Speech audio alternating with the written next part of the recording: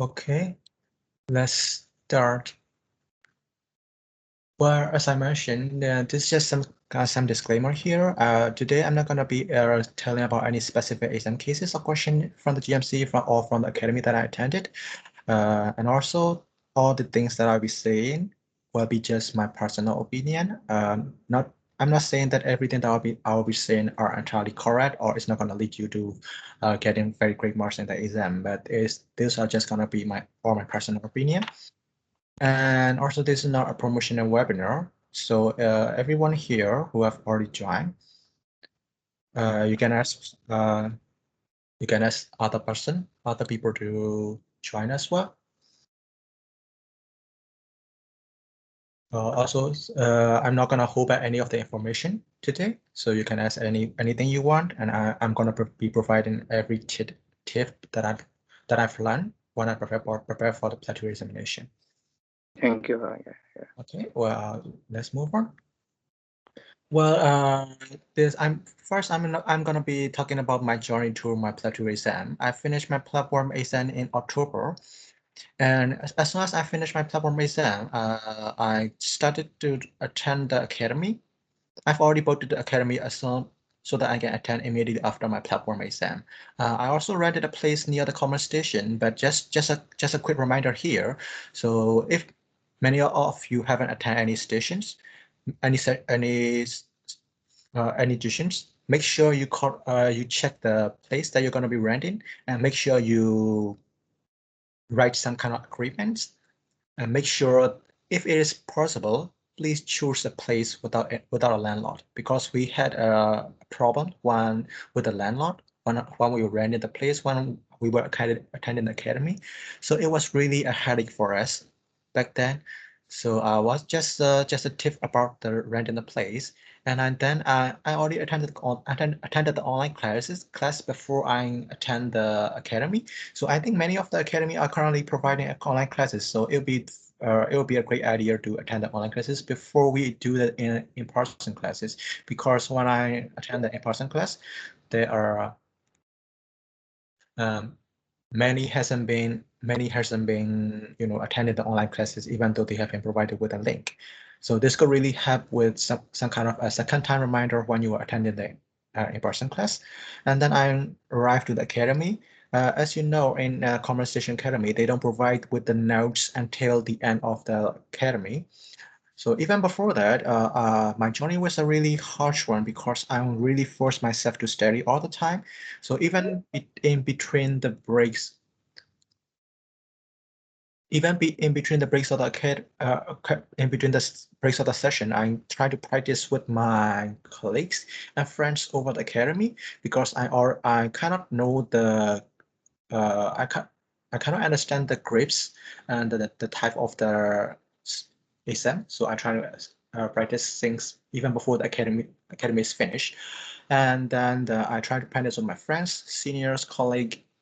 I also believe that those are the person who give at least as an equal experience from what I've learned from the Dr. Hermit. So it's very important that you try to practice with as many people as possible. And I also trying to watch the videos from the, uh, as I mentioned today, it is not a promotional video. I haven't received any sponsor from them, but I'm recommending this because it is a really good one. I watched the iMedit videos from the iMedit. Well, just my personal opinion, iMedit is really good in the interpersonal case, but for the other aspects, it's kind of a little bit not equal with my is kind of different from my personal opinion. So for the IPS sessions, I'm trying to copy the styles and then the speaking pattern from the iMedit videos. So it really helped me grow my IPS skills from there. So about the securing the exam seat, so is there any person who haven't secured any exam seat for the PLAB2?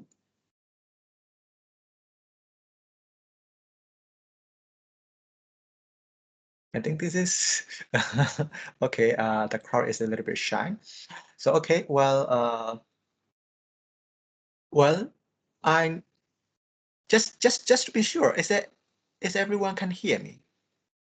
If you can hear me, just please give me a response. Hello? Yes, doctor. Okay, thank goodness. Okay, so if there's any problem hearing what I'm saying, just let me know anywhere in the presentation. So about the securing the exam day, since you know I just finished my PLAB1 exam on the October. I'm not gonna be in the first priority list, or I cannot book any exam some before. But I do finish. But I do sit for my PLAB2 exam in the January. So the way that I did was I tried to practice and prepare myself so that I am ready for the exam. When I do actually feel like I'm ready, uh, by ready, I mean like I can even take the exam, even if it is gonna be 1 to 2 days from now on. I try to be, I try to practice to be that ready. So when I'm that ready, I try to look through the GMC website about every 10 minutes, day and night. And even when I wake up in the middle of the night, I try to check for the exam states. So I understand that there's GMC is a little bit, they have a particular way of distributing the seats for the exam, but I I don't think they have any limitations for the cancellation seats. But also do believe me that the people cancel a lot when the people cancel a lot when they are just gonna be sitting for the exam and they're not sure whether they can take it or not. So they usually cancel the exam about 2 to 3 days prior for the real exam date. And if you're lucky, you will get the exam date about like 1 week or 2 weeks before the exam. So I did get my exam date one on the browsing day, I guess. For the exam day, my PLAB2 exam day was on the 9, it's on the 19th of the January. So I was kind of lucky. I kind of secure my seat without paying any additional fees for those people who have booked a seat for money. So I was kind of lucky in that aspect. So this is my journey to my preparation of exam. Is there any questions at the moment? Okay, so I guess there's no questions, so I will just move on. And these are the most important tips. I'm sure you all understand these tips, but if you do give more attention to what it really means, it's gonna help you a lot in your exam as well. First of all, the thing is, don't forget that you are an F1 too. When GMC clearly states that, they're not gonna test for your academic knowledge for the exam because they've already assessed it in the PLAB1. So in PLAB2, they're just gonna assess how you handle a patient or how you converse with a patient. So it doesn't really matter whether you actually know the medical, you have a vast majority of medical knowledge or not. And believe me, there are many people who have passed the PLAB2 exam without having much of the medical knowledge. That's what I'm heard from my friends or seniors, because they have really good IPS skills. So they told me they tell us that they are testing your knowledge and the ability to handle the patient as if you are on the first day as an F1-2 in the world. So which means you are not supposed to know that very difficult diagnosis. For example, like chronic fatigue syndrome. Many of you have known about the chronic fatigue syndrome in the T-spinal and then about the scenario, but when you notice, many of the academy will have the same handout, I guess, but they do give you the diagnosis of chronic fatigue syndrome. When you actually think about it, chronic fatigue syndrome is a diagnosis of exclusion. So you do have to exclude every single diagnosis, any single organic causes, for example, like common causes like anemia, cancer, okay? And if any other blood loss, you have to exclude all those symptoms, all those diseases before you came to a diagnosis of chronic fatigue syndrome. And you are just an F1 too, okay? It's not your job to come to a diagnosis that difficult, that deep. So if I'm the doctor that's sitting for the exam, if I'm just an F1-2, what I'm gonna do is if a person came with a chronic fatigue and some kind of symptoms which is kind of similar to a flu or anemia, I'm just gonna say like, okay, I do believe that you're having these symptoms. Don't worry, we're gonna take care of you. We're gonna run a few tests just to make sure you're all right. Okay, we're gonna rule out the common causes like anemia. We're trying to run some scanning if it's relevant to rule out the cancer, and we're gonna try to run some tests to rule out the common condition of this fatigue as well. So if those all these investigations, all the examination came back as normal, you might you might be having a condition called chronic fatigue syndrome, but at this moment we're not really sure yet. So in my opinion, if even in the exam, if you don't give the diagnosis of chronic fatigue syndrome, I think if you say it in a way like that, you're gonna be much more than the person who say that you are having a chronic fatigue syndrome, because it will make you say that you are really scripted according to the script from the academy. The examiner don't really like it. So even the very senior doctors can make the diagnosis sometime. So it's not a really big fault for a fine to miss a diagnosis. The job of a fine two is to be a safe doctor, is not to miss any emergency cases and any emergency treatment, and not to miss to rule out any emergency causes like heart attack, like asthma, like perforation of the PU or acute abdomen. Okay, unless you don't miss all those things, you're gonna be fine even if you don't give the diagnosis. That's my opinion about my exam. Is you're an F1-2, don't forget that you're F1-2. So just, I know many of you might have many many higher academic achievement, but for the exam, if you want to do good in the exam, just think of yourself as F1-2. Even if you know that this is the disease, if you don't have any enough evidence, it's much better not to say the diagnosis. That's my opinion. Another one is try to be yourself, just like treating a real patient.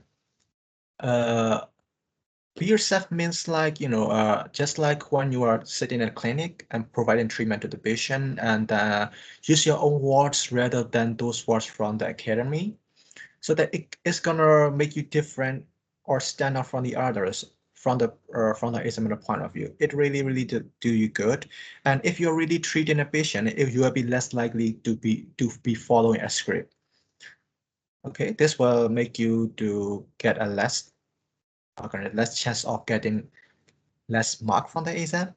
And another one is that put yourself in other shoes, especially in the article sessions like colleague. For example, like I did provide free mocks, and then last week one colleague who did a free mock with me did say that we did a case about the colleague who came to the who I think getting late coming late to the hospital, and the nurses have been smelling alcohol breath from the colleague. So the nurses told you to have a chat with the doctor. So if you're gonna say like, they told me that they are smelling, they told me that people have been smelling alcohol from you. And I said, no, I don't came to the hospital under the influence of alcohol, and I'm not drunk. Okay, I didn't drink in the morning. If you say like that, okay, you have to believe in your colleague. Okay, there might be some maybe he had drink the night before, and the alcohol bread might kind of catch the clothes or something. So it's a possibility, of he may spill the alcohol. So always hear other person out. Don't try to judge people. Uh, it is okay if you cannot, it's okay if you cannot talk a person to open an app, but it's your job to do your best to make an open app. But it is more important not to judge a person or not to force a person to be someone he's not. So it's really important, even when you're treating a patient or when you're conversing with a colleague, always put yourself in other people's shoe. make sure you're not making the people angry, especially on during the exam. If you do make the role player agitated or angry, he's gonna screw you up. So always try to be nice towards the other party. Another thing is the learning resources. What I have to say is the best learning resources for me is from the initial website and the nice guideline as well. I do know that many of the academy notes are good, and there are some scenarios that need a little bit tweaks. So I do believe NHS website described in a way that we usually ask question for the history, examination, the criteria of the diagnosis, investigation, and the treatment that we're going to provide, at least at a F1-2 level. So it's a really, really good website to help you progress through the PLAB2 exam. The last one is being scripted. I'm sure you have heard many scenarios where many people have been marked 0 for some stations. By 0 means all three areas 0. History taking 0, management 0, IPS 0. I do think the examiner only give those marks when the candidate did really, really bad. So for example, like, even if a person asks the patient, how can I help you? You're gonna give the person at least 1 mark for that, 1 mark for history taken, 1 mark for IPS. But there are some people who get 0 for all the stations. So I think the only possible case here is being scripted, and it really, really annoys the examiner. So in order to avoid that, the best way is to pick up the patient's clue. For example, like the patient will be given some kind of non-verbal clues, like if the patient is indicating some kind of pain in the tummy, holding some area of the body. So you're gonna have to ask, are you comfortable enough to talk? Are you okay? Do you need any help? So being like that make you more humane. So it doesn't sound like it's scripted. For example, like no many academy, I know many academy teach you to ask as a person, are you comfortable to talk in the beginning of the station? So for example, if the role player is just sitting there and staring at you with no complaint, so if you're gonna ask, are you comfortable to talk? It's gonna be really, really weird for the examiner and the role player as well. So even if in the middle of the stations, if a person pick up some kind of like whine or some itchiness or some pain that is coming up, you're gonna have to notice it by mentioning that it seems that you're in pain. It seems that you're having some kind of itchiness in the left arm or something like that. So you're gonna have to pick them up and then ask them to, is there anything I can help? Okay, that makes you really humane and avoid you from getting mark 0 for being scripted, and also avoid asking unnecessary questions and the repeated questions. What it means that I know many academy teach you to ask open question in the beginning, like how can I help you? The patient may, for example, the patient may tell you that, okay, doctor, I've been having some pain in my left chest, doctor. It's been for about like 4 hours already. It started suddenly, doctor. It's really painful, doctor. It goes to my jaws, doctor. I really can't handle it. I've taken paracetamol, but it really, really, really didn't help. So if a patient tells you like that, normally I will ask you to pinpoint the point, the questions that you still have to ask for the pain. But I think since the crowd is also a quiet one, is there anyone who want to answer the question?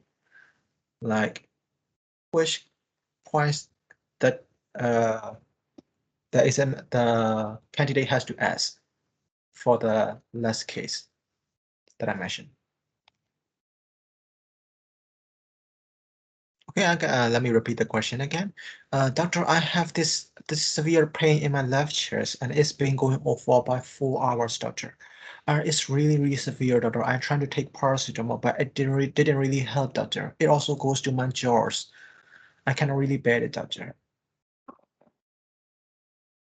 Any anything? Anyone? So What we just show the empathy, and then we should to ask when did he took the medicine, which one, and dose maybe, and reassure that you're gonna help it out soon. Like if and of also if you can ask if it is comfortable or not at that at this moment. Okay, Akash, I will address to your question later on. Is there any other person who want to tell? Okay. What he was doing when the pain started.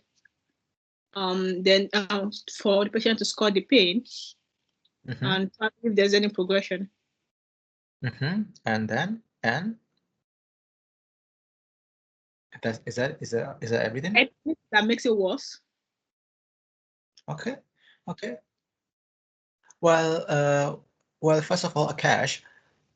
Well, in my opinion, you tell me, are you comfortable to talk? Not, it's okay, it's okay. And also, you're trying to ask about the dose and the last time that the person took the medication. Well, also going to address that in the later on. But if in this case, I don't think it is. If I'm the candidate, I'm not going to ask those things because it's going to take time and it's not going to give much difference to my management as well. Because I'm not gonna be giving the paracetamol for the patient. I'm gonna be giving another painkiller. So it's not gonna be making that much difference. Another thing is the other person said, but I'm not really sure what the name is. What you say is correct. What were you doing at the moment? What is there anything that make it worse? Anything that makes this better? And finally the scoring of the pain. But you know that the patient already told you that he had a left pain in the left chest and it's kind of radiating to the jaw and it's going on for 4 hours and it's really severe. It's getting worse. The patient already told you everything. So only even from everything that the patient has told you, you can come to a diagnosis of myocardial infarction. It doesn't really matter whether what make it worse, what make it better, or like the only questions that you need to ask is I think how can I say it? The scoring of the pain, or is he comfortable enough to talk currently? Because myocardial infarction is a really big station, and there are many things that you're gonna have to ask and many things you have to manage. You will see the difference, or you'll see what I mean when you actually practice with your own for the station as well. So, well, we'll get to it. This is just the type of the stations that I summarize. History taken, ordinary history taken, everything bariatric, OG, psychiatric, NEI, counseling sessions, breaking the bad news, medical errors, diagnoses, investigation. I'm not gonna read everything, but just as a general rule, there are telephonic conversation stations, combined stations, and a face-to-face station, and then the Siemens station. And okay, these are the main types of stations that you're gonna face when you're sitting for the exam. And one more important thing is make sure you try to pick up your endurance because for the record, they don't put the rest station in an equal position. For example, like if there's a sustain station, they're not gonna put the rest station in the 5-5-5 position. No, they're not gonna do it. What they did was, I was the really unlucky person. I started with the station. I only have one rest station for my whole exam because my exam ends with a rest station. So it was a really tough time for me. I couldn't really concentrate on the telephonic conversation. So be prepared to build up your endurance so that you can continuously, go through the exam without reducing the effectiveness. For the type of the stations, if there's any particular area that you want me to have, I will come back to it later after the end of the presentation. Another thing is knowing the structure. Knowing the structures means just like what Akash says. Many academy provide us with a structure that we have to follow according to the type of the scenarios that we have provided. So it's very important to know the structure. It's very important that you have the grips in the back of your mind. So if a person tell you just like what I mentioned, they might give you some information, they might not give you some information. So you're gonna have to select from those script and then ask only what it is necessary. Make sure you don't repeat the questions. That is, you don't repeat the questions that the patient has already mentioned. The patient might be irritated, the examiner might be irritated, and also make sure that you don't ask the unnecessary questions. I understand that the structure is a really big and really long one, but I hope you guys will have experience in trying to figure out what to ask and what not to ask. Well, what I did was, for most of the scenarios that I find difficult in and that I find difficult to memorize, I try to write those scenarios down with the flashcards. Flashcards by means like, you know, like 5-inch to 3-inch paper cards. So I write them down and then write the chief complaint and then the diagnosis on the top of the cards. And then I organize those cards according to the alphabetically so that I can search them back whenever I have forgotten the how to manage the station. So it really has me when I'm trying to memorize or recall something. So also another thing is that for many stations, we have to explain the diagnosis to the patients. So the best way to do is to try to, you know, come up with your own way, a short and effective way the patient can understand. Because I've seen many people many people didn't realize and use medical jargons when explaining to the patient, and for some people the explanation are too long and doesn't make any sense. And also go through that part. I also include medical jargons, and my explanations were really long. What I'm trying to do was for most of the diagnosis, I try to write them down with some kind of uh, definition to explain to the patient really easy and really short, really effectively. So I try to do that. And knowing the structure can give you an organized approach. That's what I mean. You won't be asking any unnecessary question, and unnecessary question. You won't be repeating the question as well. So it will make you an organized approach. But you know, when you know, it always drawbacks. So when you know too much about the structure, you're gonna become scripted. You know, you will think like you will have to ask this after this. You have to ask this that after this. I think many doctors do have OCD. So if people knows the structure, they're gonna think like, okay, I haven't asked it. I should ask it. You know, because we at the beginning, I also think that all the questions are important. I do have to ask all everything. You know, all of the questions are relevant. I cannot miss this. I cannot miss this. I cannot miss this. So I also would like to point another important tip here, because I wanted to remind you guys that the exam is only for 8 minutes. It's not gonna be 20 minutes or 15 minutes. For a full OSCE station, we're gonna need at least 15 to 20 minutes to take a full history and to do a full examination and come up with a management plan. So the doctors from the GMC knows it. They are the specialists. They knows it, but they're still trying to make you squeeze everything into that 8 minute. I think that's the main reason that they're not taking any actions towards the academy or any people who is providing the lectures or everything, because no matter what they do, they cannot come up with a strategy or a script of the questions that will fit only equally for the patient that they're gonna provide at the GMC. So you're gonna have to play according to the role player. So as I said, know the structure. Try to think. If you cannot think really very quickly in a short time, make sure that you write all the things that are essential. For example, I know that everything is important.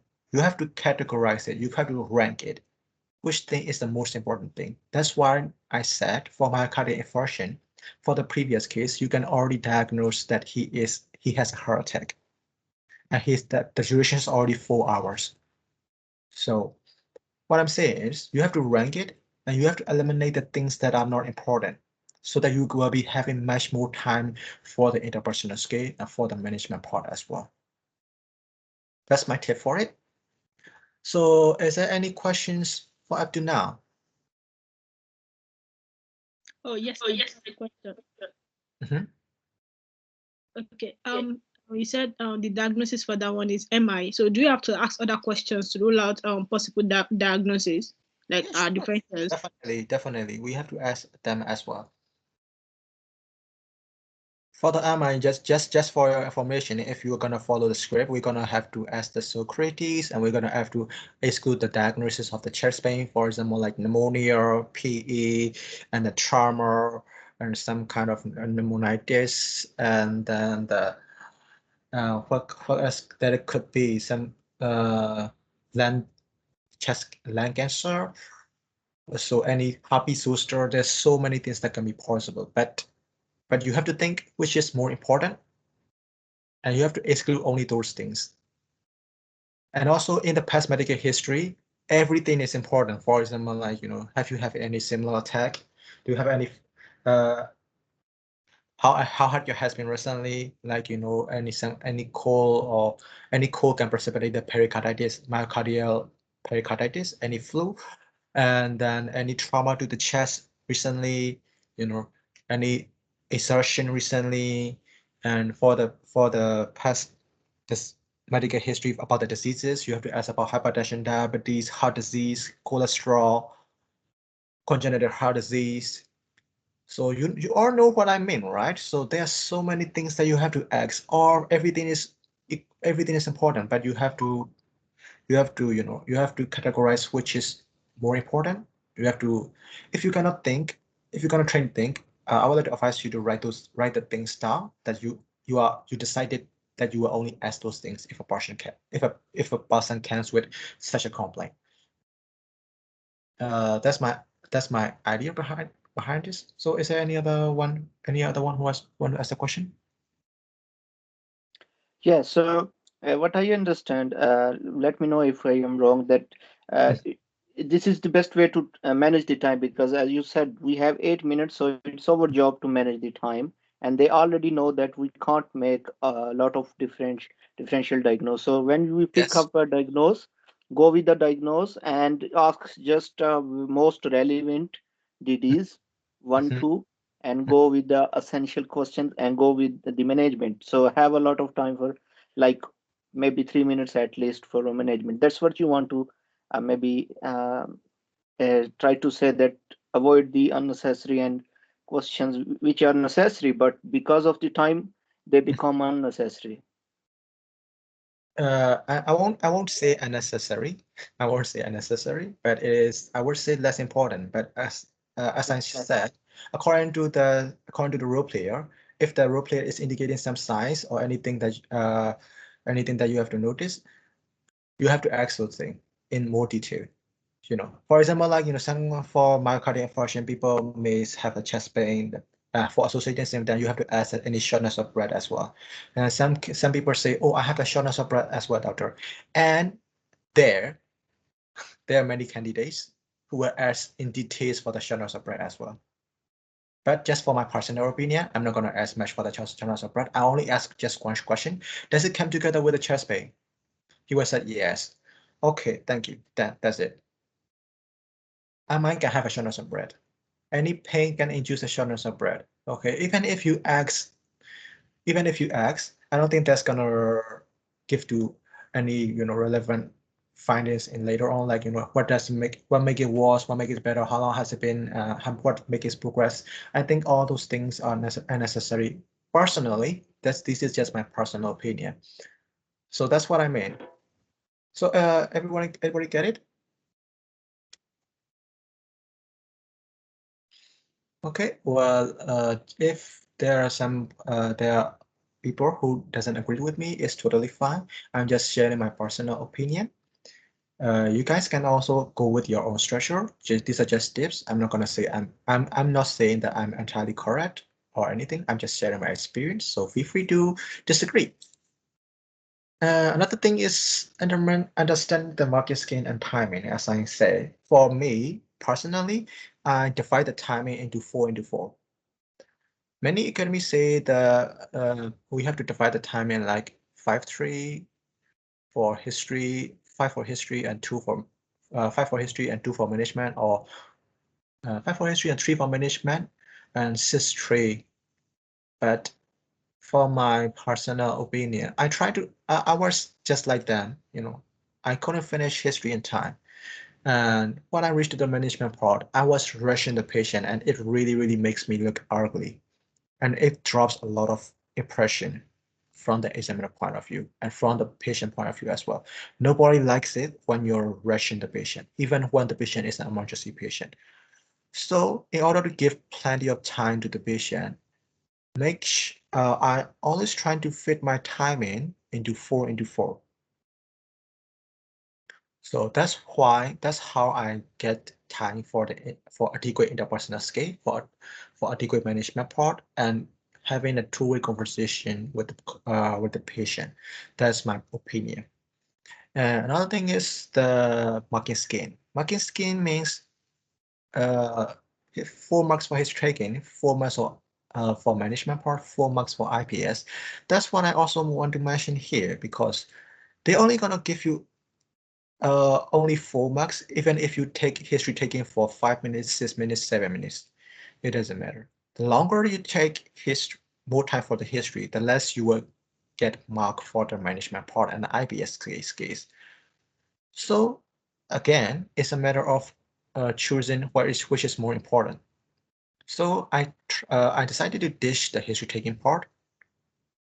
So I will get, because it is 1:2, right? Like history taking is taking 4 minutes, and IPS and management part take 4 minutes. So I'm trying to ditch the history taking part so that I have more time for the management IPS case. Okay, let's move on. And this is regarding the practice, what I do. I do understand. And is there any questions you want to ask up to now?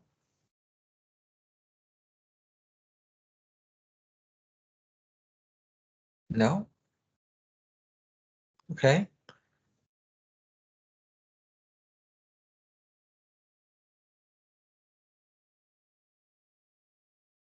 Okay. Well, for the practice, I do understand that many of you people, how can I say?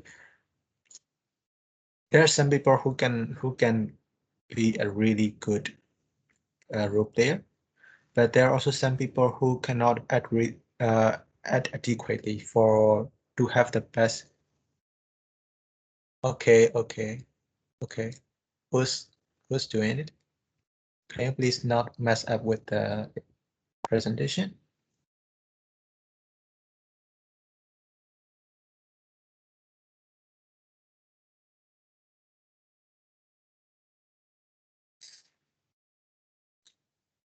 Okay. Well, what was I saying? Okay, what judging yourself? Judging yourself means that some people can help you practice by being just like a real life person. Some people may have some difficulty in pretending to be someone else. So even if you're practicing with such a person, it's very important that you judge on yourself. For example, like you know your weak points, you know the things you have to improve on. So even if you're practicing with such a person, don't think that it is such a waste of time. You can still improve yourself by analyzing yourself after the practice and see which areas can I be improved more. At least you know that you, by the time management wise, you know which areas you need to improve. That's what I mean by judging yourself. And also some people say that the recording our own practice and then listening back and then judging yourself has a little bit, but I don't personally like that idea because it's gonna take much of our time, because it's gonna take 20 minutes for every scenarios you're gonna practice. So it was a no for me because I want to finish the exam as fast as possible. As another one is working on the scenarios. When I prepare for the exam, first of all, I try to go through the random scenarios. I didn't even read through the scripts that the academy gives. I try to go with my guests and then try to solve the scenarios by myself. So that, as I mentioned, I will be different from other people and I will come up with my own solution. But it only helps you in the, how can I say, it only helps you up to a particular limit, because in some there's some scenarios you're gonna know how to handle or what you do unless you read the scenarios. So what I did was, after going randomly like for about like uh, a month, I go through all the scenarios from top to bottom, and then I underline all the important points. And I try to, as I mentioned before, I try to come up with the shortcuts and then the the things that I have trouble with. I do all those things in another 1 month, but I didn't really practice with anyone else during the preparation time. But I do, when I think about it would help if you at least practice for about like 1 to 2 scenarios every day or every other day, because after I have prepared all the scenarios once, I kind of forget everything. So I have to read everything from top to bottom again when I was trying to practice with my colleague. So if you guys are going to try that way, make sure you are still practicing every single day, at least even 1 to 2 scenarios, so that you will not lose your touch. Another thing is, make good use of your 1 minute and 30 seconds. I do understand that many people tend to rush to practice in the scenarios when you practice with your colleague, because you are kind of like, feedback. You don't want to take other people's time. But do believe me, it is really important that you take the time to think about what you're gonna say in the 1 minute and 30 seconds. For example, like as I mentioned, when you see the scenarios that the person is coming with a chest pain, you're gonna have to think back. Okay, these are the things that I have to ask for the exam. For when I go in, this is a framework, but I'm not gonna ask these things if it is indeed a myocardial infarction. So we're gonna have to, try to work out what to ask or what not to ask. Another example is that, for example, like, when we were practicing an ethical case, we got when a colleague is drinking beer or wine and came to the work, don't forget to ask about did he drive to the work. And as similarly, you cannot forget about the warfarin card or bracelets or the disease identification cards if the person is having the okay if a person having the diabetes and epilepsy and everything. So you cannot miss those things.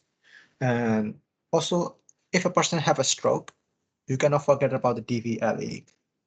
So those are the things that you have to try to remind yourself during that 1 minute and 30 seconds time. You have to always think of a approach that you're gonna go, so that it will really help you with come on with a very good approach when you actually go into the exam room. So practice yourself making a good use of that 1 minute and 30 seconds. Okay. So any questions up to this moment?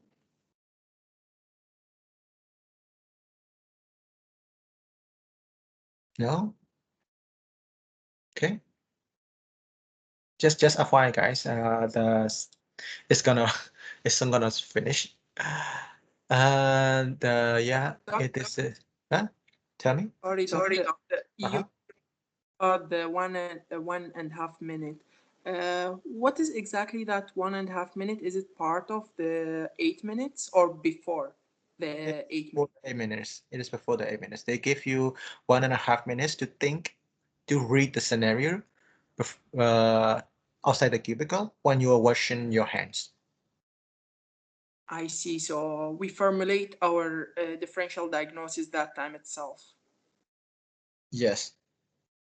All right. Thank you. Yeah, you're welcome. Anyone who want to ask? Okay. Well, if there's none, let's move on. But always feel free to ask if you do have some questions, and always feel free to ask your friends to join as well. As I mentioned, again, for all those who haven't heard my disclaimer, I'm not gonna say any exam topics in here for both from my exam or GMC or the academy that I attended. And also this is not a promotional video, so I'm not gonna ask you to attend the academy, my class or anything like that. And I'm not also gonna hope at any of the information. This is entirely to help my colleagues. So feel free to ask anything. Okay, if there's none, I will move on. Another thing is when you when you are actually in the cubicle. As I mentioned, make good use of 1 minute 30 seconds, and first always start with an open question. I do know that for some scenarios, it will be better if we start with a closed question. It will make much more sense. But I tried that approach, but it didn't work out for me. You could miss some important steps when you're trying to make you less awkward. So I came to a conclusion that I will always,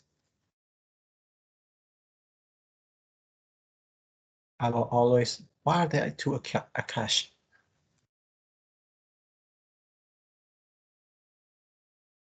Okay, I will always come at I try, when I compare to those two things, rather than being awkward, I'm trying to prevent myself from missing out on the important information that the patients want to give. So I always try to ask the open question first. And another thing is, as according to the patient. For example, like, how can I say it? If the patient, as I mentioned, when the patient show you any sign of itchiness, any irritability to light, or any pain along the scenarios, you have to pick that up. And for example, like, and when the patient says that, okay, doctor, I'm having this kind of feelings when I'm at work. If a patient says like that, you have to pick that up. The patient has given you a clue. So, okay, you told me that you have those symptoms when you are at work. Is there any particular reason that that you think might be causing that? What do you think about it? Or can you tell me more about it? So you have to pick up on the clues that the patient provides you. This can save you from a lot of time, and the things that you can but potentially miss out on. Another thing, okay, I've already mentioned about the picking up the verbal and non-verbal cue. Another thing is two-way conversation. And two-way conversation means you actually have to include the patient. Again, this can easily be done if you try to get the history down. Because if you try to squeeze too much history in 8 minutes, you're gonna be rushing the patient in the history taking part and in the management part as well. So all the things that the patient is gonna be answering you will be yes, no, no, yes, yes, okay, yes, yes, no. So it's gonna make you look really, really bad when you look at an exam site. So there are some cases where the patient would like to talk. So let them talk. Don't try to cut them. No matter how much they are talkative. Even if it leads to not finishing your station, don't talk. Don't cut them. Don't cut him. Because as far as I understand, GMC is not gonna reduce your mark if you cannot finish the exam finish the station because of the role player. Similar scenario, similar things. The same thing goes in, like, for example, like I do hear the stories about the side station, especially the side station or the break in the bad news, where I don't know whether you guys will believe me or not, but the candidate, the role player there, sit in silent without saying a word for 5 minutes. So the good thing is the candidate didn't try to, rush the patient to talk. And after about 5 minutes, the patient becomes ready. Okay, doctor, I'm really, really sad about the loss of my wife, doctor. I don't know what to go. I don't know what to do. I don't know how can I go on. You can start your conversation only when the patients open up. It doesn't. Apparently, they don't lose marks for it. In fact, they even get high marks for that, right, for those things. So, in my opinion, it would be best if you don't cut the patient. And also, since I mentioned that the patient tend to become silent for about 5 minutes for in 8 minutes time. So you only have 3 minutes to ask the questions and give your management plan. So in here, it will be really important that you can cut down on things that you have to say and you have to ask. So make sure you try to practice in that area. Another thing is time management. Time management, as I mentioned, you don't have to ask anything, rank which is more important or which is less important. Pick out only the things that is relevant to the case, which will make you less likely as being scripted. And sympathy and empathy. For sympathy and empathy, I'm sure that many of you have already experienced that. Again, this is many people are I do think when I said for the mock exam in the comment station, they only told me that, okay, you still need to practice your sympathy and empathy. Okay, they only say like that. So they don't say particularly in what way we can improve our sympathy and empathy. So today I do think there are really only a few people who actually say about how to improve the sympathy and empathy. Well, in my personal opinion is when you are providing sympathy and empathy, the number of sentences that you say doesn't really matter. The tone, your voice, your choice of word, and your pronunciation matters. For example, like, if the patient say, I have pain in my chest. If you say like, I'm really sorry to hear that. Are you comfortable to talk? Do you want any painkiller? If you say like that, you're not gonna sound empathetic and sympathetic. Instead, trying, as I mentioned, try putting yourself in other person's shoe. Try to really care about the patient. For example, like you say, okay, oh that it must, I'm really, really sorry to hear about these things. Okay, are you comfortable enough to talk? Are you comfortable to go on? Do you want me to give you any painkillers? And just play with your voice. Stress on the words that you want to stress, and then try to light on the things that you don't have to. Sometimes even like it must be really hard for you. Not saying anything and just say oh that's bad. Even those things can make you sound like being sympathetic and empathetic. So also try not to try to use different words and phrases for sympathy and empathy. I think you guys will have no problem if you practice yourself with as being a really treating a patient and understand that you guys are really a good people, good person, good personality. So if you try to bring out your own true self, I'm sure you're not gonna have any problems in that area. So up to now, I'm really sorry that I'm covering or I read so many things in such a few time. Is there any questions you want to ask up to this moment?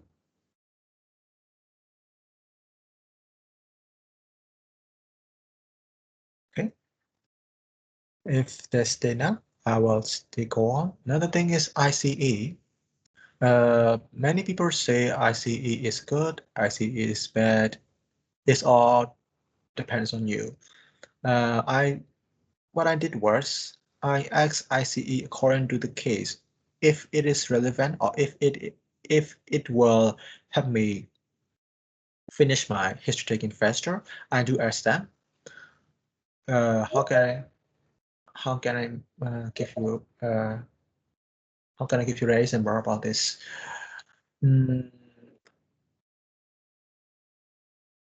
Oh, that right. The most relevant examples would be the people who came, the person, for example, like a woman came to your GP clinic after tripping on the road. They give you some information, only that information. And many of you guys will probably know that this is gonna be the cleaner. He's gonna ask you the signal. If you go into the station with a preferred idea like this, you will most likely be sound scripted. So in order to prevent that, try to start with an open question, as I mentioned, and then ask about what happened. Is there any pain? Trying to solve his problem. So you have to clear your mind. It's good to have a thinking that if the patient tell you about the signal, you have to address it. But if the patient doesn't, you don't have to address it. Keep that in the back of your mind, and then in that area, if the patient hasn't said anything about the signal, and but you still do want to address it to get more marks, you can use the IC in that case. Okay, I do understand that I'm really sorry that you have such a terrible accident, but do you have anything that's worrying you, or anything that you are hoping us to do for this in this consultation? Well, in that case, the the patient might think the role player might give you the information. Okay, I do see that many people have been dropping in and out. So is there any problem with the meeting?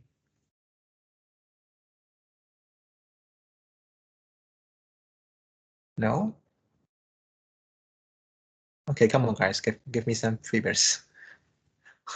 Why are you guys getting in and out of this? If it is not because of a connection problem, it's okay.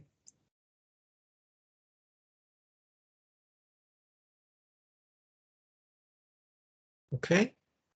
Another thing is encouragement and appreciation. Encouragement appreciation is kind of like part of the IPS scale. IPS scale means that, for example, if a hearing addict comes to you, says that he wants to cut down on hearings, you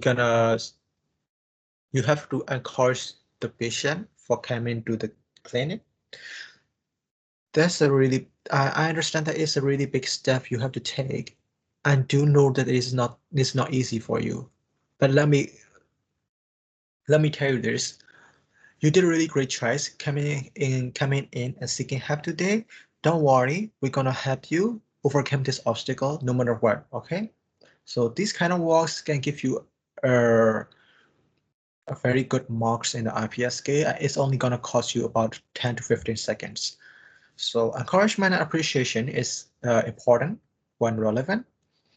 And informing the senior, as I mentioned, this is we are just an F1 We have to inform our senior about things, about the cases, about our findings. So informing a senior can make you a safe doubter.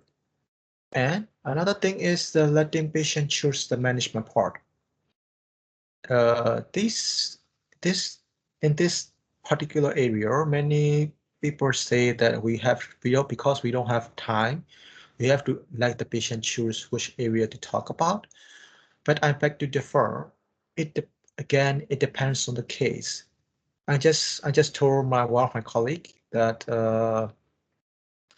he told me that he told me that he have to he always have to give the patient enough options about choosing the management part. For example, like he trying to choose the management for the hearing aid. Yeah. as you guys know, there are counseling sessions, counseling session, social support, emotional support, and then the medical treatment, and then the medical treatment. So behavior treatment as well. So he tried to provide the patient with, okay, we do have these options. What would you like me to discuss? I don't think it is a good idea to let the patient choose in such a case, because the patient, by providing all those treatments in that case, in that particular case, the patient will realize that, okay, the doctors are trying really hard to help me, and the doctors are really supporting me. This time I will definitely can overcome this. The patient will have a secure feeling like this. But it kind of different in the myocardial infarction. For example, like a person have hypertension, diabetes, heart disease. The patient also drinking alcohol, smoking, and then eating fatty food as well, eating fast food, doesn't exercise. There's so many things that you have to address for the myocardial infarction management part. But in this case, most of the people doesn't want to do those things.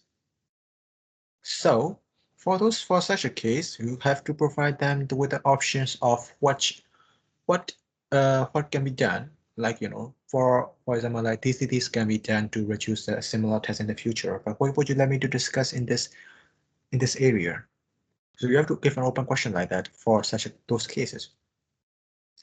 And the last topic is the safety netting. Safety netting means, I do understand that many people doesn't reach to the safety netting part. They usually finish the history taking, we finish the scenarios, even when they haven't finished the management part. So it's always good. It's always very good to reach to the safety netting part before you ring the bell. So if you make yourself a habit of providing with the safety netting about 30 seconds before the end of the station, you will have a really good impression from the examiner,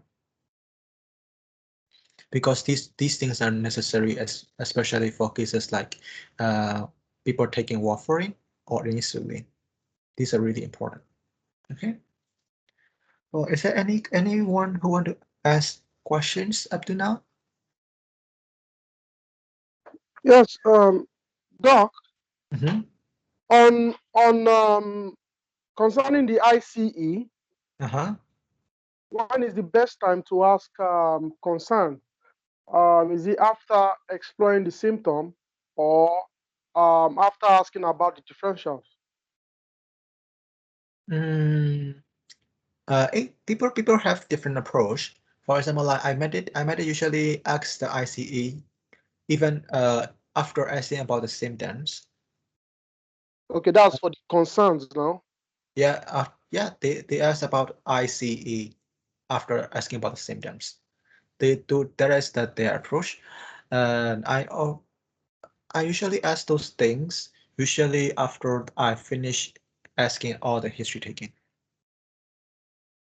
Oh, okay, because I know they say, when they say aside, maybe cough, say aside the cough, is there any other thing worrying you? I don't understand what you say.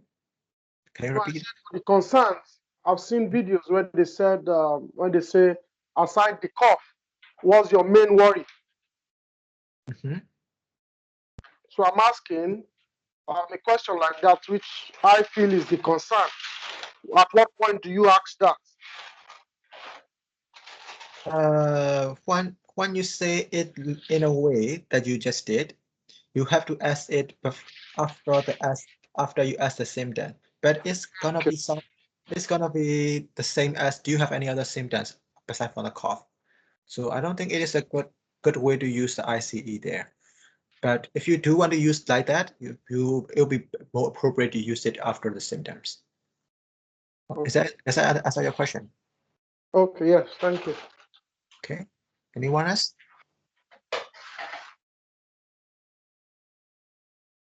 No? Okay. Let's move on. Well, this is just another tip for preparation for the exam. Preparation for the exam is for me, I book everything as long as I got the exam date, because I'm not gonna change the exam date. I have decided that I'm not gonna change the exam date, and so I book my train tickets, hotel booking, and I have already decided and prepared what to carry, even long before the exam. So it's always better to book in advance because you can save money from that. Another thing is that the location. The location is that when you search from the Google Map, when you type in the 3 Hartman Square, it's gonna get it's gonna show you a different area. So I've already told the GMC about the matter, but I'm not really sure whether they have visit or not. But make sure that you're going to the 3 Hartman Square. There's another thing called 3 Hartman and 3 Hartman Road or 3 Hartman. I don't actually recall the another thing, but the one in the Google Map is kind of different from the rear exam, the rear area, the rear building where you have to take the exam. So one of my friends actually go to the wrong building. Thankfully, he made it to the exam without any problem. So make sure you you go to the correct building when you sit for the exam. Another thing is that this is just some ways to save money, because I do understand that many people have many of you have been some problem, you want to save money. So these are just some applications. Hot UKDs just give you, maybe most of you have already done it or most of you already have it, but for those who haven't, those are just some tips. So Hot UKDs give you all the discounts that's going through in all over the UK. So if that's applied to you, or if you have something that you can buy it from there. Another thing is national record. If you're gonna be staying in here for at least 3 months and above, it's probably worth it to apply for a national record, because it can reduce your train ticket price about 30%, if I'm not mistaken. So it's totally worth it. Another thing is that the use of application called TrainPal. I try to introduce it to many of my friends, but even the people who have already been here doesn't really know about the application. I'm not sure. I don't know what's the reason behind that. But if you do download the TrainPal and then compare it with the other services that you usually use, like Trainline, and I always compare those ticket values. And fortunately I have bought the ticket for my PLAB2 exam to and from for uh, for only 16 pounds. It's gonna be the same distance from the London to the Manchester. So it's really a big bargain compared to the other services. So if you do want to download it, and then if you do want to get another additional discount, you can use this code to earn £3 from that. Another one is that if you do not have yet the bank account in here, you can try to establish a bank by the Moniz code. And if you use this code, and you can earn up to £18 when you actually use the bank card. Another thing is the paper. If you still haven't have any paper yet, paper is you can use paper almost everywhere in UK, and paper is currently giving away a discount of £10 currently if you refer it to a friend. So if you want, if it can give you £10 for both referring and being referred. So if you want to be referred to paper, you can send your email address or the phone number that you're gonna use for the paper, and I'm gonna refer you so that you can earn a £10 extra. Another thing is I will be providing the free mocks. As long as I haven't become busier, I'll be providing free mocks for every Monday and Friday, like at least 2 mocks for each person for 2 people, which will they will be picked randomly, and the link will be provided here. So that's it.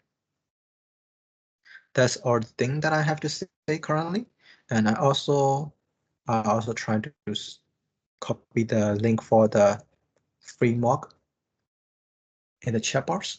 So if you want to try, you can try it.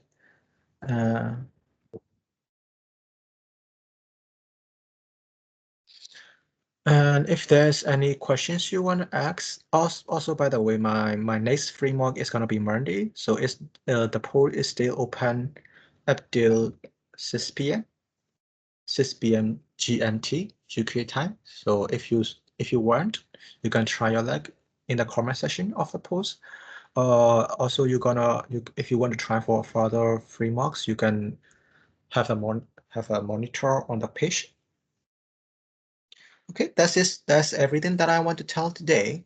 I hope I help many some of you get a better understanding of how to approach the PLAB2 exam more appropriately. So is there any questions you want to ask? The floor is open, so feel free to ask any questions.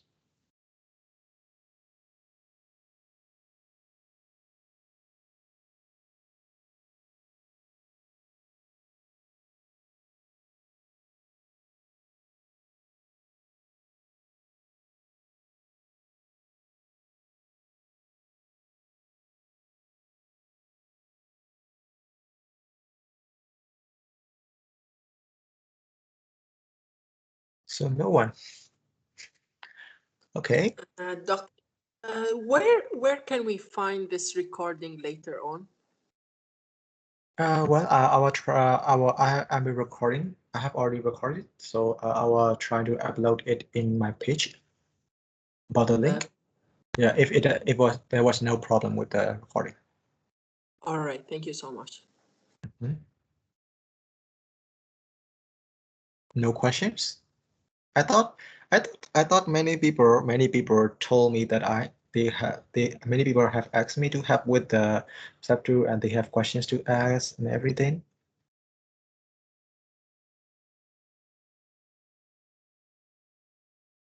No?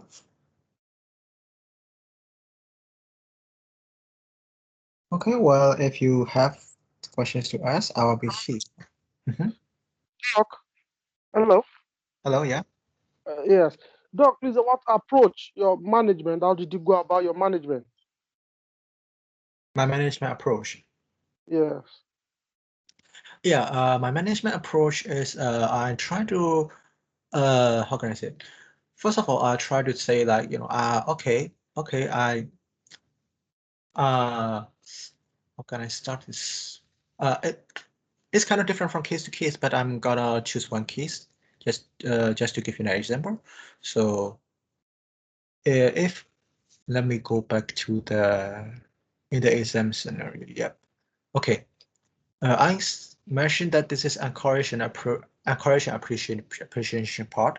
So I usually start with that for the management part, if it is relevant. So I understand that it's very hard for you. It will be not easy for you to come here for the help, but don't worry, we'll try everything we can to help you. Okay, you really did a great job coming to the hospital. Okay. So what we're gonna do is we're gonna run some tests to find out what's going on with you. We're gonna run some. You're gonna describe the test, blah blah blah blah, and then after that, we will know exactly what will be causing your symptoms. But from what you told me and what we have done, I do believe that you might be having some condition called myocardial infarction, which is commonly known as heart attack. Have you ever heard about it? So by asking the question, you involve the patient in your conversation, and the patient's gonna say, "Yes, I have heard about it, doctor. So am I gonna die?" So in that area, for the patient, for you to have a dual conversation, you're gonna have to give more time for the management part. The patient will ask you, "Am I gonna die, doctor?" So you have to say like, okay, I understand that you're really worried, but let me reassure that you're in good hand. We'll do everything we can to help you come over this. Okay. So what I did was I did a little bit emphasis on the what like everything we can. So it's gonna give the patient some reassurance that you're really gonna help him. So I give the reassurance. And I give, if it's a medical infarction, I give the emergency treatment that is needed. And I'm gonna inform, I'm gonna ask one of our seniors to come and look at you. And I'm also gonna explain the patient that the further management that the patient might be needing. For example, like PCI and the prevention of another heart attack. And then the safety netting, if you still have time. Does that answer your question?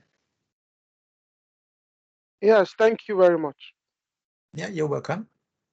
As I mentioned, again, this is not a promotional video, so I'm gonna answer all the questions without holding anything back. So you can ask everything.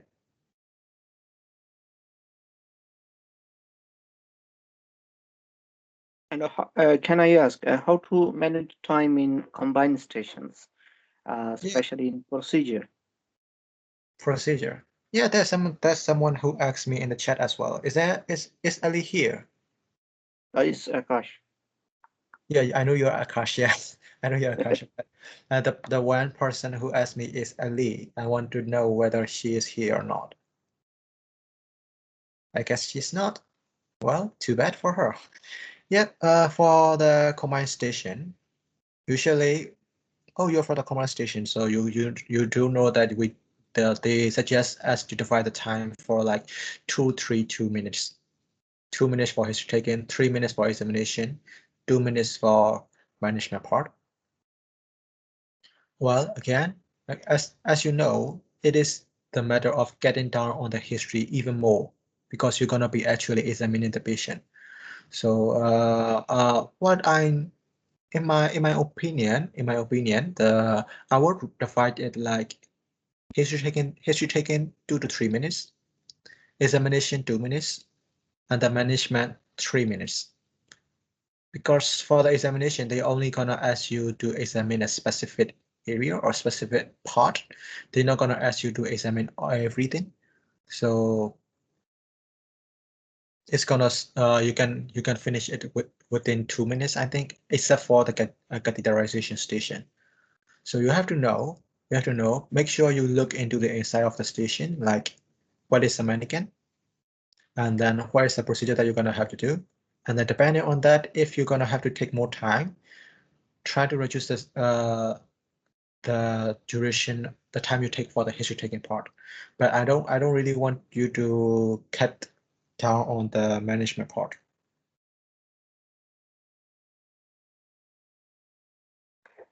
How Okay. short? Yeah, how short history we should take? Like, again, I know that we should prioritize, but can you give an example again, like you give in management? Well, you give me a case and I will give you an example. So, yeah, for example, in abdominal examination, so the patient comes with swelling, abdominal swelling. So, how much short history we should take in this case? Okay. Well, for the abdominal, as I mentioned, I will start with an open question. Like, can you tell me more about it? And the patient will tell you. And then if to be more specific, I'm gonna ask you how long has it been going on? Has it increased in size? Okay. Do you have any pain in there? Do you have any problem with the bowel and bladder? Okay. And that's it. That is the only thing that I think it is important in there. Okay. And then I will try to ask about relevant history, relevant past medical history. For the social history, I will seek for the relevant past medical history. You can ask like, do you have any problem with the bowels or any mass similar before? And just that. And then did you have any surgery before?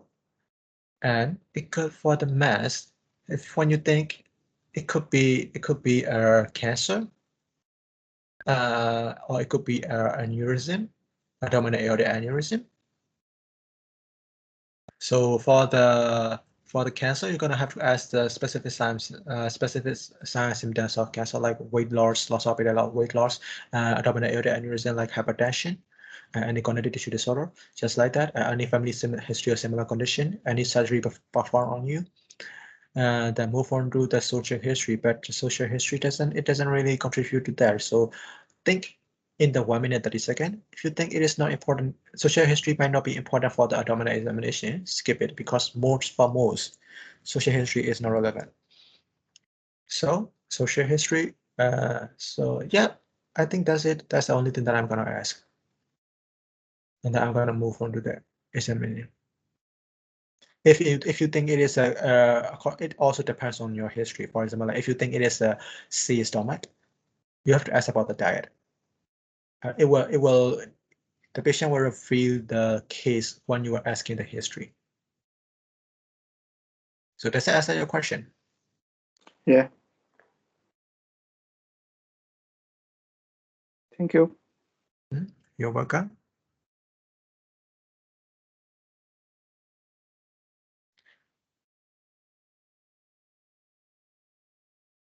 Okay. Anyone? Hello.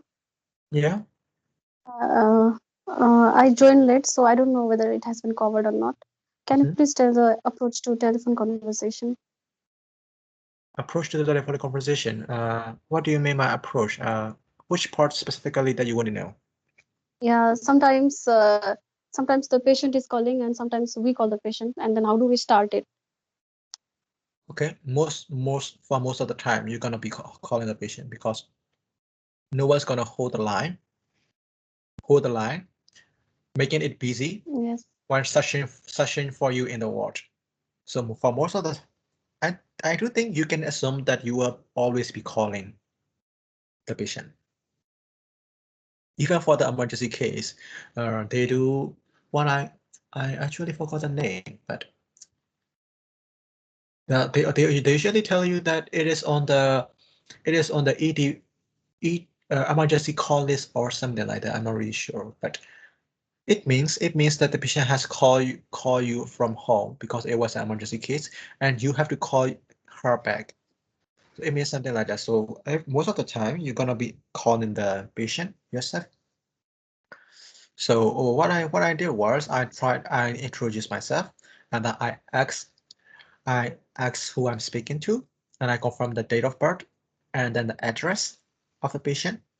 And in here, many people, try to include much more things as an introduction, like is it okay to call you back on this number, or are you comfortable to talk, or things like that. But it entirely depend on the how much time did you have, because no, they're not gonna give you any more marks if you include those two things. But if you have time, that do include it because it will make you much more natural. But if you don't, it's no harm to skip it as well. So you can skip it. Does that answer your question? Yes. If you're not still unclear, just feel free to ask me. It's okay. It's okay. If we are taking a normal history, then we just skip this part. But if we are suppose if this is a breaking bad news station or anything else like that, then in that case, do we have to ask like this? Are you comfortable to talk and all these things? For the breaking the bad news, when are you comfortable? Rather than are you comfortable enough to talk, you have to ask like, did you come along here today? I'm afraid I don't have any good news for you. Is it okay for me to go on?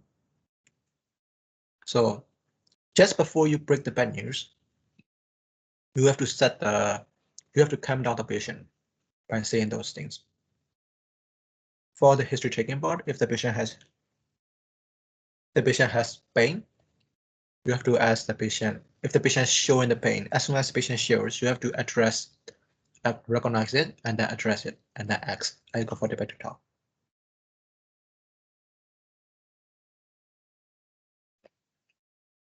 Is it does that answer your question? Yes, thank you. Okay.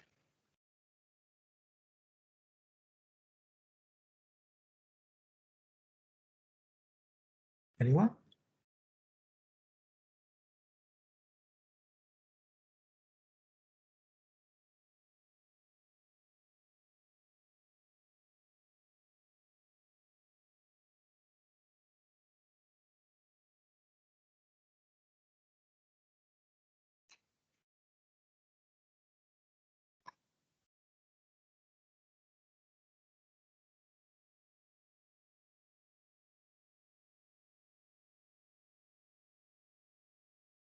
Okay. So I do think that there's no one in. So there's no one who want to ask any more questions?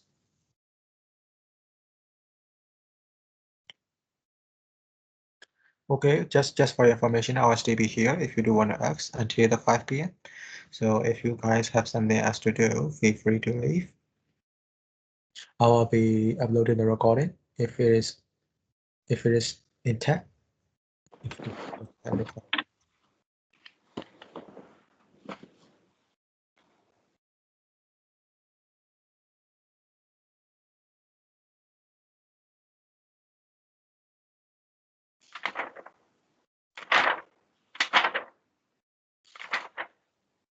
Okay, I ask about the teaching. Uh, a little bit tips for teaching. So some people get very high marks, and Mhm. um, we know that we need to teach whatever we have asked to teach, like abdomen examination, whatever is that.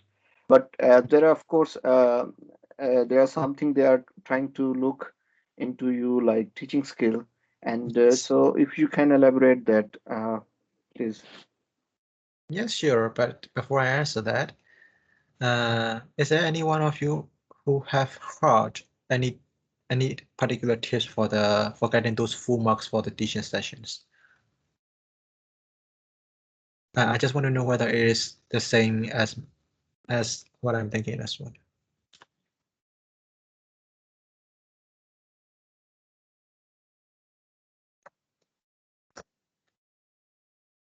No? Okay. Well, the main aim, their aim is to assess your teaching skills. Okay. They know what is to be included. They know what are the things that you have to teach. So it doesn't really matter whether you finish the station or not. They assess your teaching style. So when you're trying to finish the station by rushing everything to the student, without asking, is that are you clear enough to are you clear enough? Do you have any questions at the moment? Or trying to if you don't participate the student in your teaching session, like do you know what that is? If you're not really simulating a teaching, you're just saying but the things that you have learned from the notes. You're just trying to finish everything in time. Surely they will give you less mark than the others. But for people who give real attention to the patient, real attention to the student, and who explain the things nice and slow, even if they don't finish in time, they get full marks. By full mean 12 marks. That's what I'm heard from my colleagues and friends. So that's my tip for the teaching station. Don't try to rush that patient. Try to include the patient as much as you can. Okay? It's okay not to finish the stations. Again, for every type of stations, it is okay not to finish the station. And providing that you're doing every steps right, you're not wasting any time on unnecessary steps.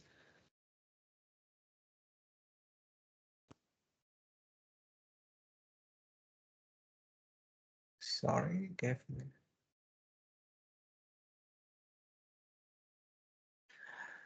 Someone asked me there is first award station for my exam. Well, I cannot disclose any information for my exam, but the word for the word station, I would say that there was one telephonic conversation where I cannot hear really well from the other side. So I have to come up with a conclusion. I have to come up with a diagnosis based on my guess only. So that was the war station. I do think that that station became a pilot station, or if it is not, I think it is the station that I get the least mark on. So I think it is the worst station that I did in the real exam. Yeah.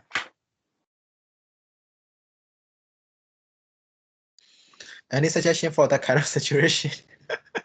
I just suggested the GMC that, okay, all the other telephone conversation can hear really well, but for that I cannot hear really well. So you might want to check the quality of the quality of the station.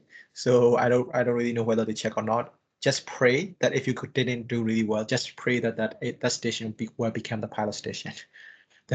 There's also again in the telephonic conversation, you can take off your marks, but always make sure to confirm it with the exam moderator of your exam, because I try to speak with my marks on for most of the telephonic conversation. I ran out of oxygen and I became sleepy after about sitting for 2 to 3 telephonic conversation. So it kind of affect my judgment and then the conversation with the patient.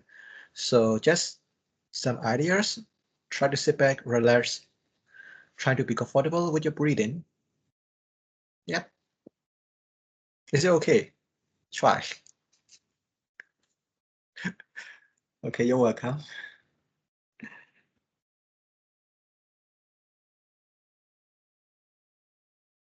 And how about an angry patient? How would manage to calm the patient and address his concerns? So, is there any specific approach you have for this station? Well, for the angry patient, Yeah. angry patient talk a lot. So as I said, let the patient talk. Do not cut in between them. Okay. And also another thing is also regarding to the verbal and non-verbal clues. Like if the patient stands up, you also stand up, but make sure you not stand up very quickly, which might scare the patient or which might intimidate the patient. If the patient stands up, try to stand up slowly as well. Try to be in the same eye level as the patient, because sometimes if the patient eye level is above you, they can feel like they can dominate on you, and they're gonna feel more angry and they're gonna shoot out more words on you. They're not gonna come down on yourself. So just stand it up and maintaining the same eye level can calm him down and let the patient, and then trying to show the facial expression that you're really listening to the patient and you really try to understand the patient situation, and make it seem like you are ready to solve the patient's problem. This will calm the patient down rather than saying like, please sir, calm down. I understand your point, but what really happened is blah blah blah blah blah. The patient is not gonna listen, doesn't want to listen to anything that you're gonna say when the patient's angry. So in that case, the patient will be even more agitated and be even more angry, and he will make the station even more difficult. So let the patient talk. Do not cut in. Listen to them. Give attention to them, because the attention is what they want, and try to recognize what they're trying to say. Agree it if you can, but never disagree it. Okay. And only after providing all those things, provide your solution. Also, you have to provide the solution to the problem that the patient is raising as well. Give a relevant explanation for the patient, and always try to put yourself in the patient's shoe. If you're really angry like that, when I be calm down after that, only try to choose those sentences that will make you calm down and not more angry. Okay, try to be wise if it's an angry patient. So is that okay? Yeah, yeah. Thank you.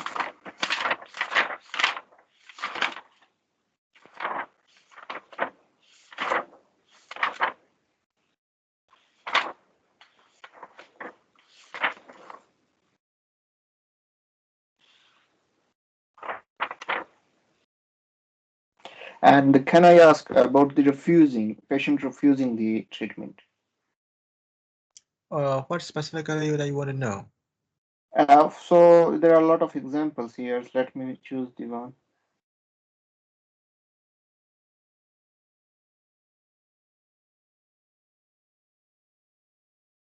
For example, the patient refusing the chemotherapy, or you can say steroid, maybe, or any other treatment. Yeah. Yes. Yes. As I mentioned, always let the patient talk. Listen to them. Listen to the reason that they want to talk. And instead of saying that steroids is important for them or the chemotherapy is important for them, try to solve their query, their concerns, the things they're worried about first. You know, because I tend to notice that many candidates trying to say start from the thing that chemotherapy is important, therefore you have to take it. Chemotherapy, if you take chemotherapy, you're gonna have those side effects. You're gonna die. So you have to take it. All patients understand that thing. Even though they understand that they still don't want to take it. So they have a valid reason to think like that. So you have to understand that reason in order to be able to help the patient.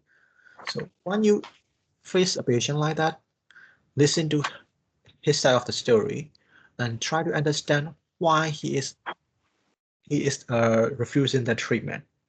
Okay, trying to be like, even if you're providing, even if you're persuading the patient to take the treatment, don't sound too aggressive. You know, okay, I do understand this is really difficult for you.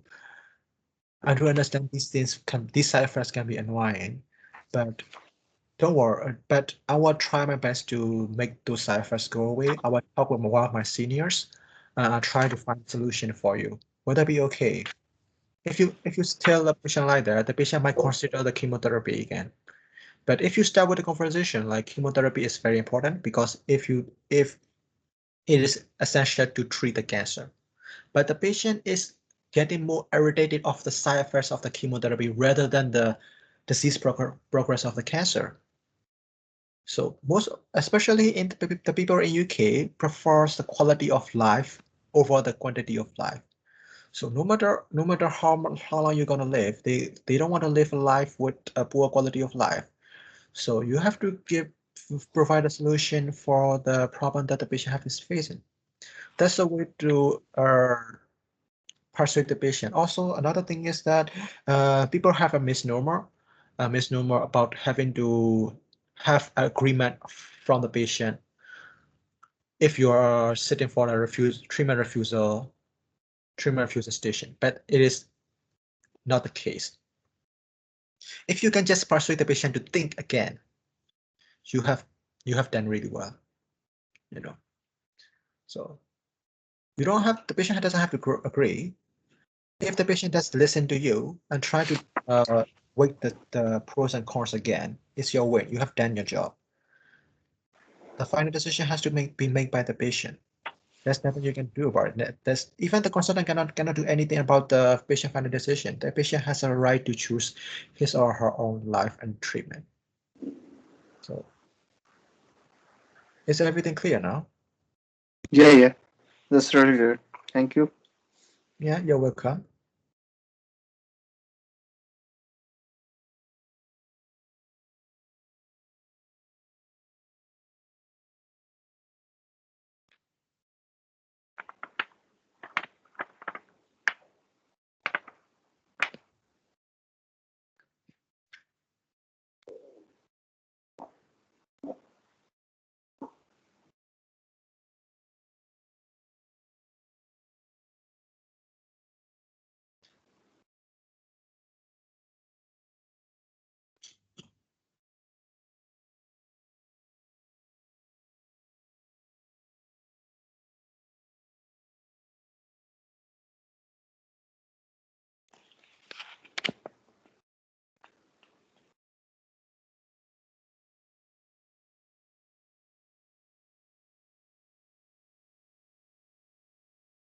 The best advice I can give you is that instead of thinking of it as an exam, try to think it as a real life scenario I understand that when I heard those words from my colleague, I do also think that is his. I cannot stress myself into this, but believe me, I changed myself completely. Only about 1 week before the exam. So Mm-hmm. yeah, I try to change all my approach and everything there. I kind of have to say that I got an insight in just 1 week. So if you really think of like treating and conversing with a real patient, you're not gonna have any problem with the passing the exam.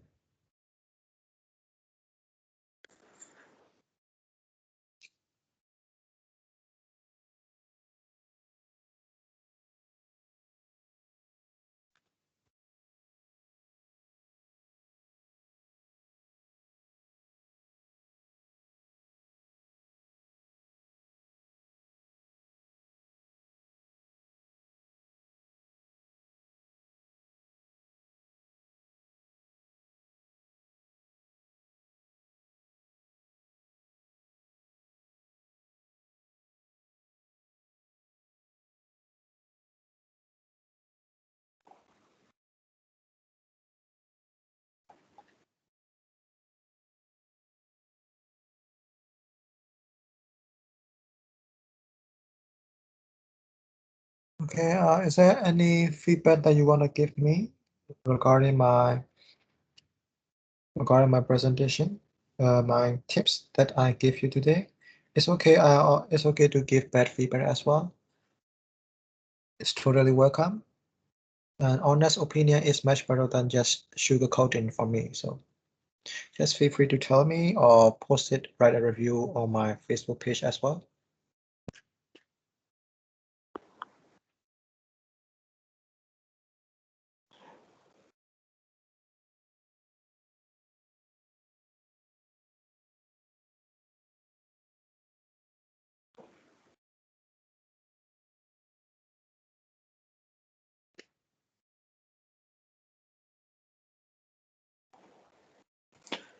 I think it's very important to be focus on the situation rather than uh, on the what we have learned before about that particular um, station. So the new GMC approach is to change the station, change the history.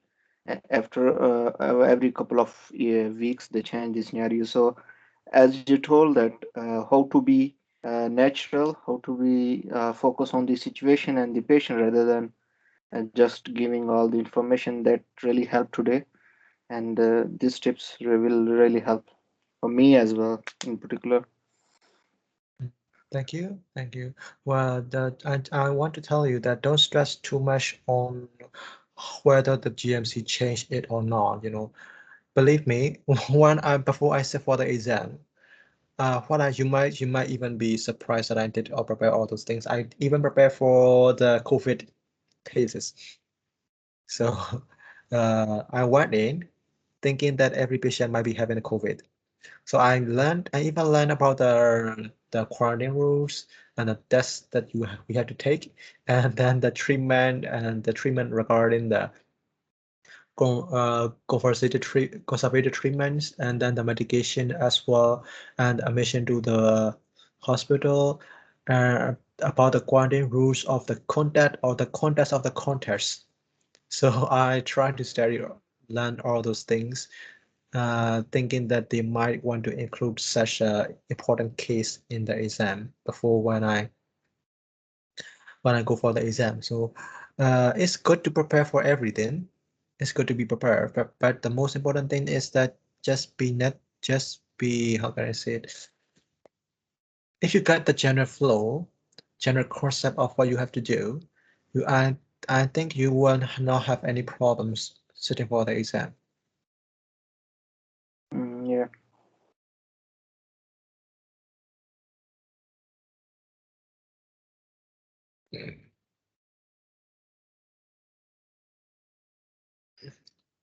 Is Solicitor is the one who attended the comment station?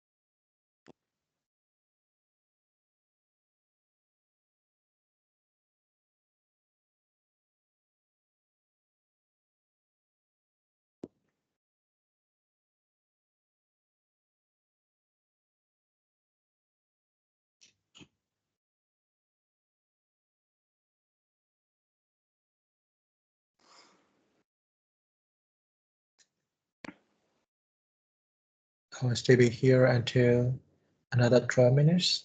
If you have any questions you want to ask, please don't hesitate to ask.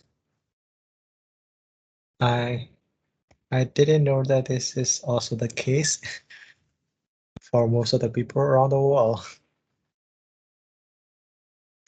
Just like the people, just like in my country.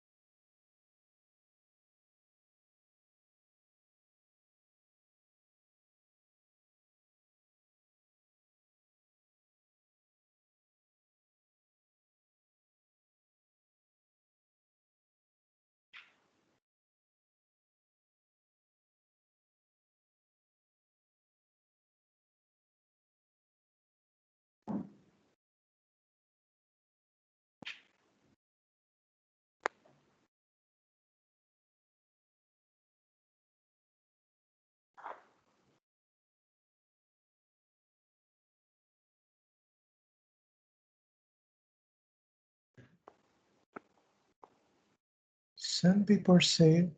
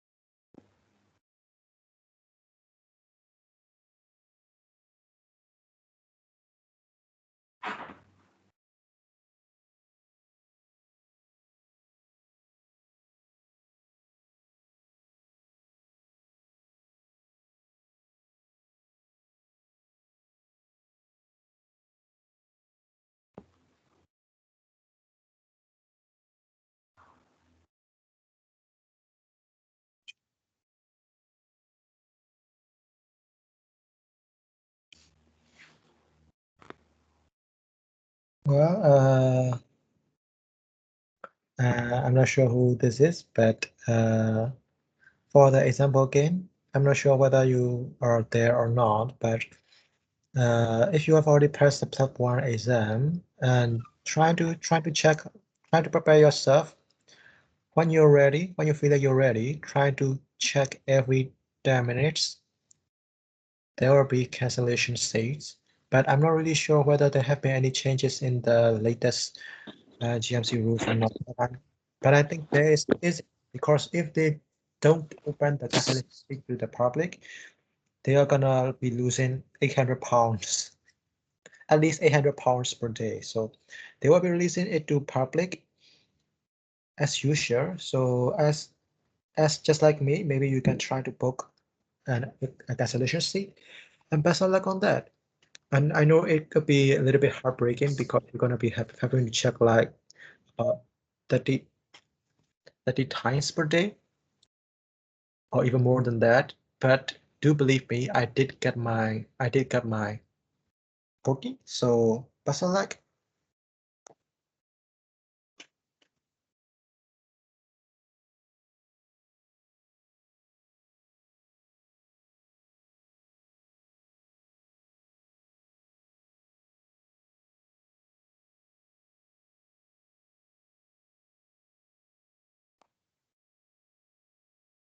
Okay,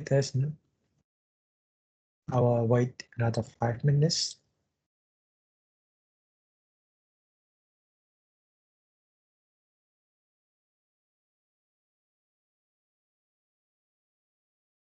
Is there any questions any of you want to ask?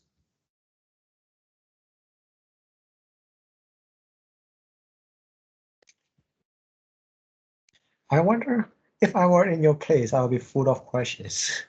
I, I wonder why you don't have much questions to ask.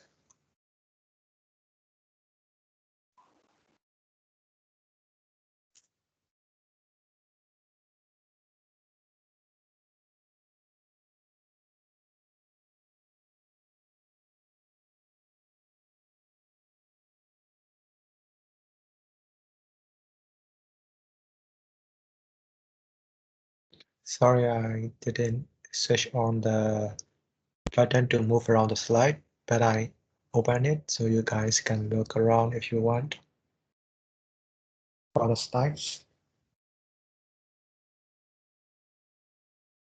I just didn't want to be distracted when I was talking.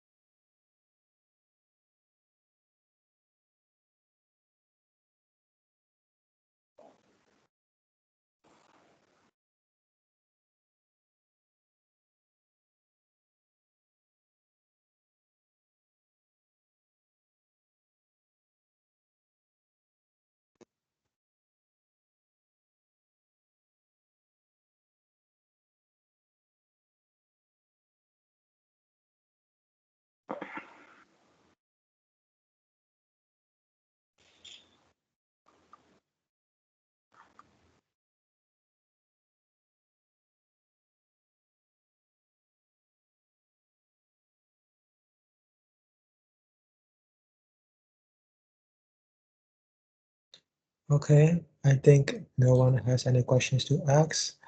And again, what I said today, someone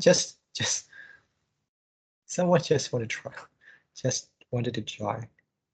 Okay, Ligan, is there any questions you want to ask? We're closing up. So if there are any question you want to ask, you can ask now. I can still answer your questions.